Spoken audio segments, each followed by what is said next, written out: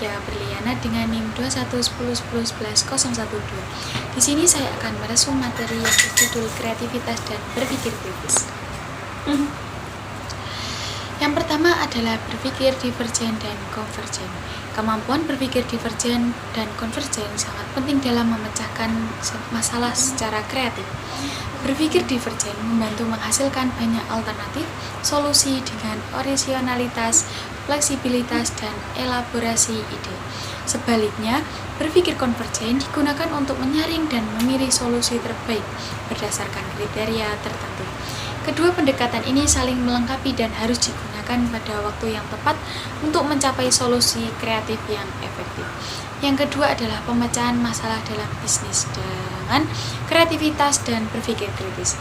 Penerapan kreativitas dan berpikir kritis memungkinkan identifikasi masalah dari berbagai sudut pandang.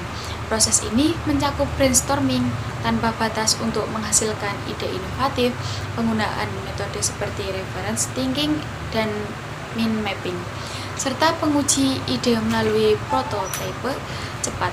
Kolaborasi lintas tim dan evaluasi berkelanjutan juga menjadi elemen penting untuk memastikan solusi yang diterapkan efektif. Yang ketiga adalah strategi bisnis yang efektif. Strategi bisnis yang efektif dimulai dengan analisis lingkungan eksternal dan internal, menggunakan metode SWOT dan STP untuk memahami kebutuhan pasar. Strategi dirumuskan berdasarkan visi dan misi perusahaan dengan tujuan jangka pendek, menengah, dan panjang. Implementasi strategi melibatkan kerjasama lintas departemen, dan keberhasilannya dievaluasi secara berkala untuk memastikan kesesuaian dengan tujuan perusahaan. Yang keempat adalah pemanfaatan data untuk inovasi dalam bisnis. Data merupakan sumber penting untuk menciptakan inovasi yang relevan dengan kebutuhan pelanggan. Tahapan inovasi berbasis data meliputi kesadaran akan pentingnya data, eksplorasi data yang ada, visualisasi analitik, dan pengambilan wawasan strategi. Data scientist memainkan peran penting dalam pengolahan data untuk mendukung pengambilan keputusan yang efisien dan mendorong kinerja perusahaan. Selanjutnya adalah pengertian berpikir kritis. Berpikir kritis adalah kemampuan menganalisis masalah atau situasi secara mendalam untuk menemukan solusi yang terbaik. Kemampuan ini tidak hanya membantu individu mengambil keputusan yang tepat, tetapi juga meningkatkan pemahaman yang lebih baik terhadap berbagai permasalahan. Beberapa poin penting. Yang pertama adalah pentingnya berpikir kritis, yaitu membantu membedah situasi untuk memahami akar masalah yang mungkin tersembunyi. Selanjutnya adalah menghindari keputusan berdasarkan asumsi atau informasi yang tidak valid. Selanjutnya adalah penting dalam organisasi untuk memecahkan masalah sistematis dan menyelesaikan konflik. Yang kedua adalah ciri pemikir kritis, yaitu skeptis, cermat, dan tidak mudah menerima informasi tanpa analisis. Selanjutnya, memilih informasi relevan dan berguna untuk menghasilkan solusi logis dan masuk akal. Yang ketiga adalah latihan berpikir kritis. Contohnya, bertanya dengan rasa ingin tahu tinggi, mengajukan pertanyaan 5W1H untuk memahami permasalahan dari berbagai perspektif. Mendengarkan aktif, tidak hanya memahami ide orang lain tetapi juga mempertimbangkan perspektif yang berbeda untuk memperkaya analisis. Selanjutnya adalah menganalisis kemungkinan. Sebelum mengambil keputusan, mempertimbangkan dampak positif dan negatif serta bagaimana perubahan tersebut memengaruhi orang lain. Selanjutnya adalah hasil dari berpikir kritis. Yang pertama adalah meningkatkan kemampuan problem solving, mendorong kreativitas dan inovasi dengan cara berpikir out the box. Selanjutnya, pengertian penyelesaian masalah atau problem solving. Penyelesaian masalah adalah proses pemecahan hambatan atau situasi yang tidak diharapkan secara sistematis untuk mencapai solusi efektif. Definisi masalah berasal dari berbagai perspektif. Seperti situasi yang menghambat pencapaian tujuan atau kondisi yang memerlukan solusi. Yang pertama adalah risiko tidak menyelesaikan masalah, yaitu situasi menjadi lebih buruk, menghambat organisasi, dan menyebabkan kerugian yang berkelanjutan. Metode penyelesaian masalah, yaitu yang pertama adalah metode Polya. Yang pertama, understand the problem, yaitu memastikan masalah benar-benar ada dan relevan menurut mayoritas. Yang kedua adalah devise a plan, yaitu merancang rencana untuk menyelesaikan masalah. Yang ketiga adalah carry out the plan, pelaksanaan rencana yang telah disusun. Yang keempat adalah lookback, mengevaluasi masalah dan efektivitas solusi. Fishbone diagram. Diagram ini digunakan untuk menganalisis akar penyebab masalah berdasarkan 4 faktor utama, yaitu yang pertama adalah machine, yaitu alat, misalnya mesin tidak optimal karena suku cadang palsu. Yang kedua adalah material bahan, kualitas bahan baku yang kurang baik. Yang ketiga adalah metode, tidak adanya standar operasional yang jelas. Yang keempat adalah manpower atau manusia, kurangnya pelatihan atau pengawasan.